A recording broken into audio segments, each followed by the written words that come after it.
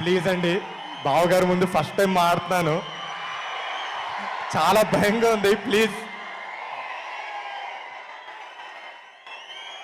Thank you అండి. ఈరోజు అందరు వచ్చారు మా ఈవెంట్కి, థ్యాంక్ యూ సో మచ్. నాకు ఈరోజు జనతా గ్యారేజ్ నుంచి ఒక డైలాగ్ చెప్పాలని ఉందండి. ఫర్ అ చేంజ్, ఆ బలహీనుడి వెనకాల ఒక బలం ఉంది అని. నాకు ఈ మాట ఊరికే చెప్పట్లేదండి. నేను ఇందాక రామ్ చెప్పినట్టు, సంగీత్ చెప్పినట్టు, మేము మ్యాచ్ సినిమా షూటింగ్ అయిపోయిందండి, ప్రమోషన్స్ చేస్తూ ఉన్నాం, కానీ ఎటువంటి బజ్ లేదు మార్కెట్లో. ఆ టైంలో బావగారు ఒక ట్రైలర్ లాంచ్ చేశారండి,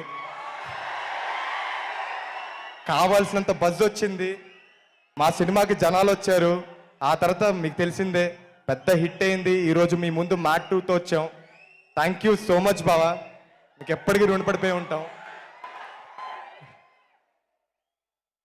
అలానే బావగారు సినిమా చూసిన తర్వాత నాకు ఒక మాట చెప్పారండి, ఈసారి ఈజ్ బాగా పెరిగిందిరా నీలో యాక్టింగ్లో అని. థ్యాంక్ యూ సో మచ్ బావా. ఆ ఈజ్కి కారణం మా డైరెక్టరే బావా. ఎందుకంటే ఆయన ఎప్పుడు డైరెక్టర్గా లేరు, సెట్ పైన ఒక ఫ్రెండ్గా, ఒక మెంటర్గా ఉన్నారు. దాంతోపాటు ఒక వండర్ఫుల్ కో యాక్టర్స్ ఉన్నారు నా పక్కన, ఎప్పుడు ఫ్రెండ్స్గా.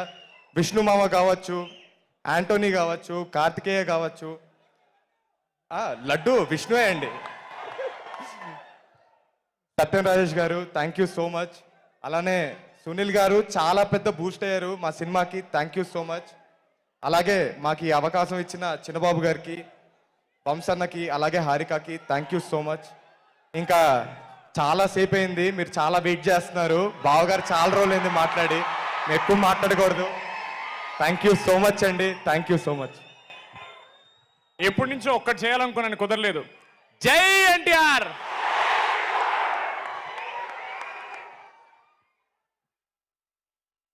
Thank you, boys, and hearty congratulations on the super success.